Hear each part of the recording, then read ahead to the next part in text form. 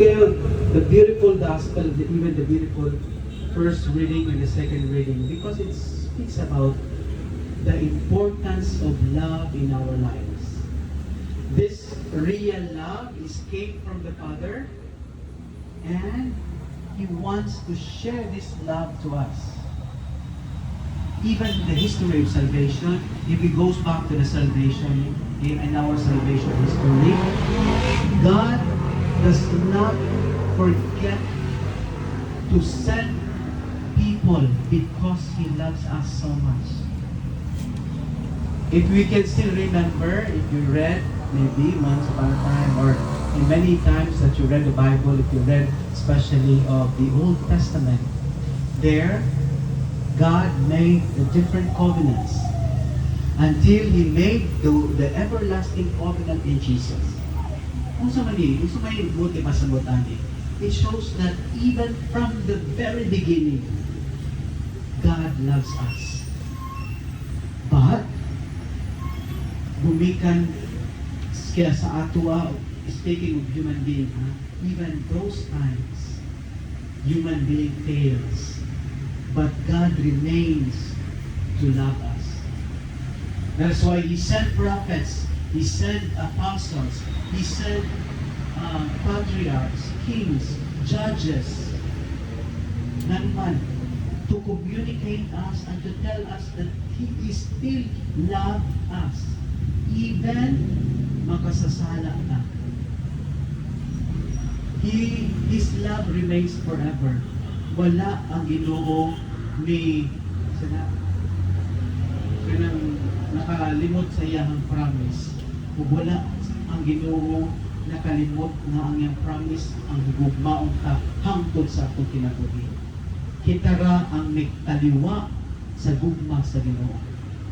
Gumikan sa atong kahapog, gumikan sa atong pride, gumikan sa atong selfishness. But still, God remains us because He wants us that at the end of our days, we go back to Him.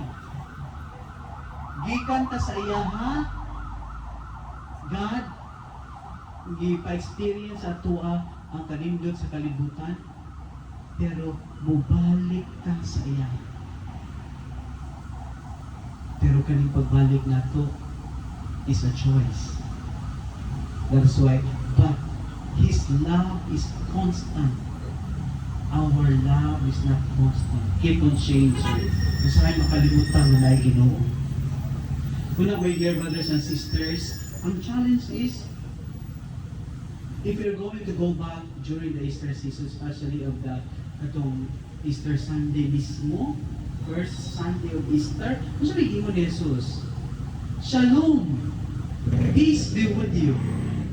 Pero baya, kung atong hinumduman to, katong Biyernes Santo, kung sa'yo na itabo, si Peter, o ubang mga apostoles, kung sa'yo gibuhat nila, nanagan.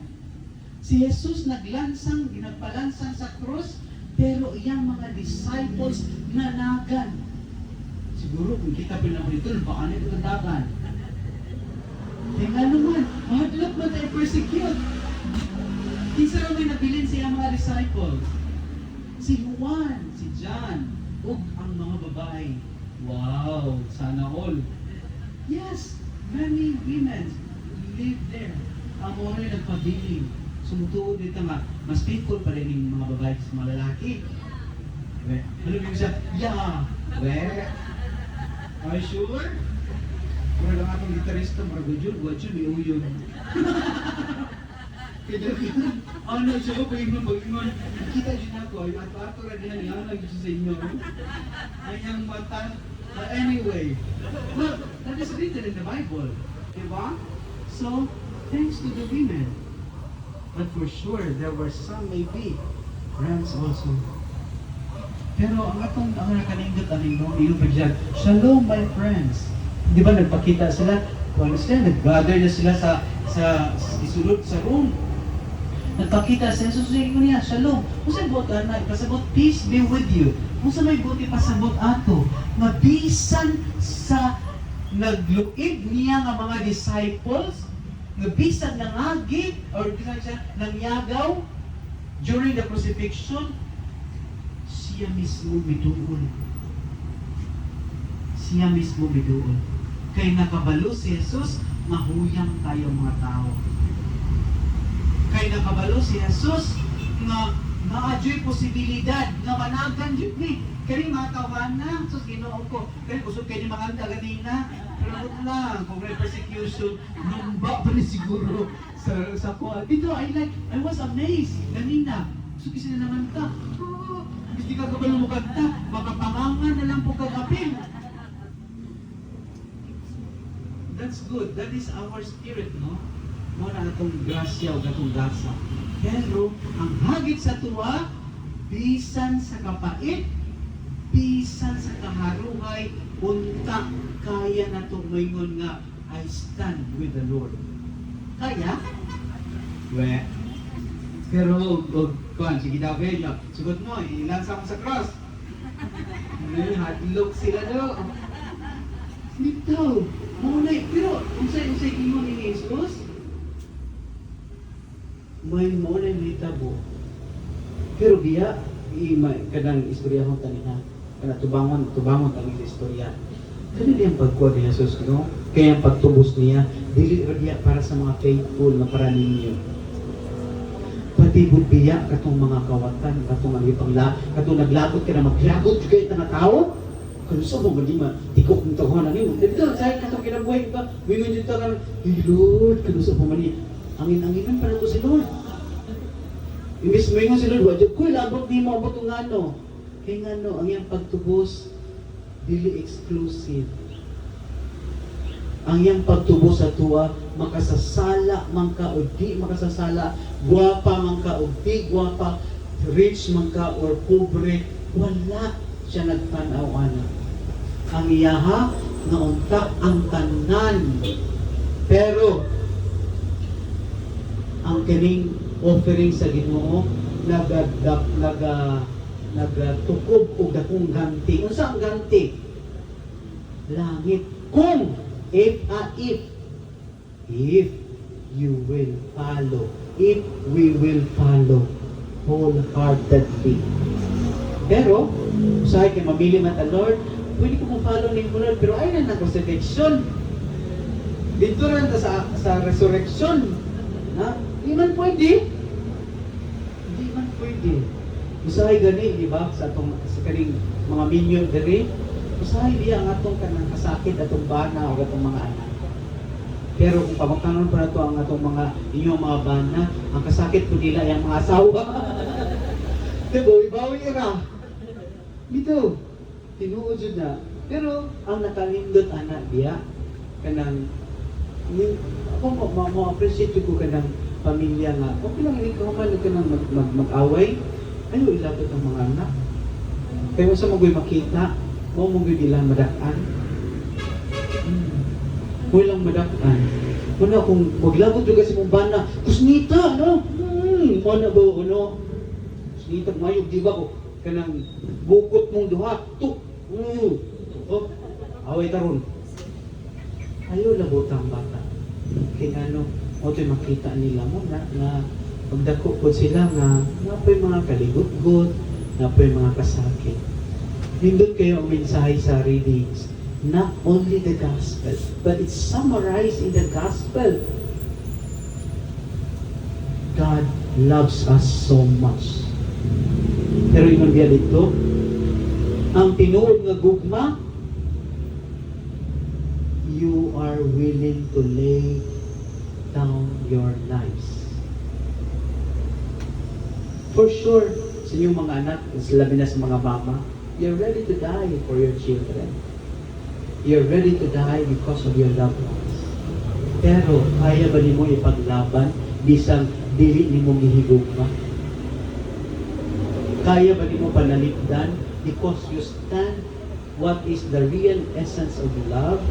To love unconditionally even to those people who are unlovable. Kung kaya, congratulations. Pero kung dili kaya, ampuan na to. Ampuan na to. Kaya nga no, parehagod sa mga apostoles sa ilang pagdag, sa sa ilang paglumbaaneg dagan siguro ito katong crucifixion na ni Jesus. But after that one, sinahitabo sila, himbalik kumikan, they realize that what they have done is wrong. And after that one, they are ready to be crucified. Ug lahi-lahi ang ilang kamatayon. St. Peter patiwari, sugot ka. Nya, uban pang mga apostol, iputlag liog, sugot ka. Speaking of ka ng lain pa, hilublob ka na Diyos kuan, ipakaw kag leon, sugot ka. Makita na lang kasi mong ulo, atura o. Di ba? But anyway, atong pangayoon sa Ginoo. Ngaon ta, ready ta, pero hangyo na to ang Ginoo nga, Lord, ayaw lang ng sakit kaayo ang kamatayon. Ito mo siya nang giampo ko kinagabi. Mahadlo ko makita dugo kasi mabulag ang espiritu pinalay. Kita tinuod. Kaya usually nagamotor mo ko sa una, nagamotor pa ko sa pinilito po ko na pare. Sus, katawanan kayo. Kaya nakakita man ko dili ni katawanan na literal ang katawanan. Nakakatawa ko sa akong reaksyon ba. Kaya nga no, pag-agi na ako, yung sagingan na to kay plantasyon sa Davao, na may plantasyon sa sagingan dito, nahaskang dugaya mahuman. So dito na, kaagi mo kung mawana, nag-alaan dito, nagkamang-kamang, yung nagdugo. Ako dito, naluya, may nakagyo. Iunaw na ko, ikaw kuya, sorry kayo kuya, dili dito ko katabang ni mo kuya. Pero wala, dito ko may biya. Kaya nakakita ko siyang dugo, ako na may namoy-poy. May padapli na lang ko dito, o nagpungko. Gibutang na ako akong motor sa tunga, nagpadaplin ko, nagpungko, pinuhan ako sa biyahe. Ipara po ko, pero nagpungko ako dito, para. Ginawa ko, marunong ito akong matabang kayo. Ako ba tayo, wala na, dugay akong tikok. Wala manigurong buta sa mga okay. Manigurong buta, pero, nakita tayo, kinanglan di ako makabaluta kung sa'y weakness na to, kung sa'y strength. Kung nakabalo ko, ang isas kong mga weakness, kanang magkita, dugo, mga na. Nanguy-puy na, patay na, unag patay. Dito, but anyway, munay challenge sa ito ang pagkakatoliko, pagkakristyano, pagka-followers. Kabalo ko kung sa pag-antos ko ninyo, kung sa kalipay o kasakit, you defended your family. And congratulations for that. Kung dili ninyo ipakuan, kung dili mo, na yung mga higayon na dili kaya i-defend, pray and let us pray. That is why we are here, gathering in the Eucharistic celebration, magpasalamat o mga tabang sa Ginoo. Mauta, kaya na to ang mga kasakit o akong mga pagsulay sa Ginoo. Amen? Kaya ra? Very good. God is love, always remember. And He wants to share this love to others, even those unlovable. Amen? So we are ready? Ready na? Okay, ready na? Aha. Very good. So let's continue.